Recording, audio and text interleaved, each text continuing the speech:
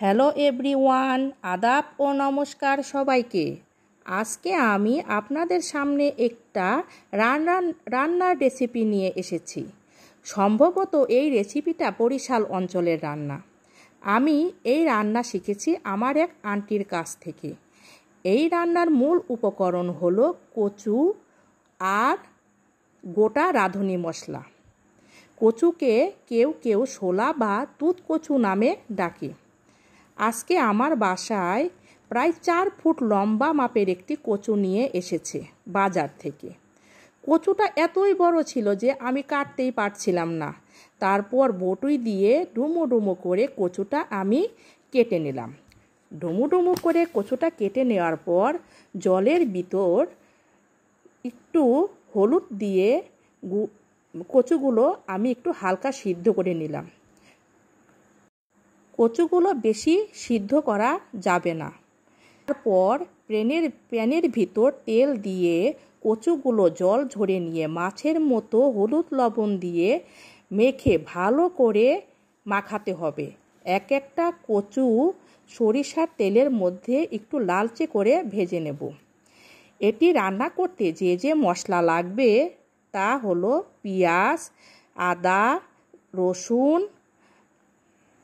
রাঁধুনি বাটা ও জিরা বাটা।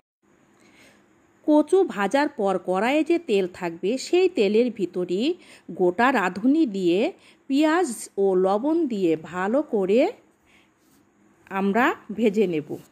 পেঁয়াজগুলো লালচে ভাজা হলে তার মধ্যে রাঁধুনি বাটা, জিরা বাটা, রসুন বাটা, আদা বাটা দিয়ে একটু কষিয়ে নেব।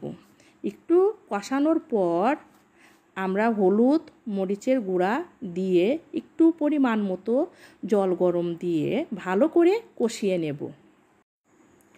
মশলাগুলো কষাতে একটু সময় দিতে হবে।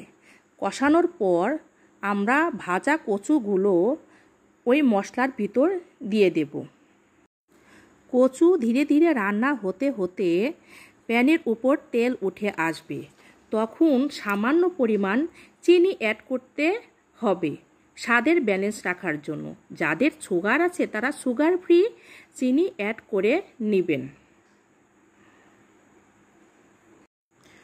আপনারা চাইলে গা মাখা ঝোলও রাখতে পারেন, এমনকি কেউ চাইলে শুকনাও রাখতে পারেন। আমি একটু এই রান্নাটিতে একটু মাখা মাখা মশলা রেখে দিয়েছি যাতে ভাত দিয়ে খেলে সুন্দর একটা গ্রেভি ভাব হয়। তৈরি হয়ে গেল আমাদের কচুর চাকার রাঁধুনি কষা রেসিপি। খেয়ে দেখবেন সবাই। যারা কচু খাননি কখনো, এই রান্নাটি খেয়ে দেখবেন, মুখে স্বাদ লেগে থাকবে। ভিডিও শেষে লাইক, কমেন্ট ও শেয়ার করতে ভুলবেন না। ভিডিও শেষে রান্না করে খেয়ে দেখবেন কেমন লাগলো, আমাকে অবশ্যই কমেন্টে জানাবেন। ভিডিও শেষে আমার ভিডিওতে একটু সাবস্ক্রাইব করে দেবেন। ধন্যবাদ সবাইকে।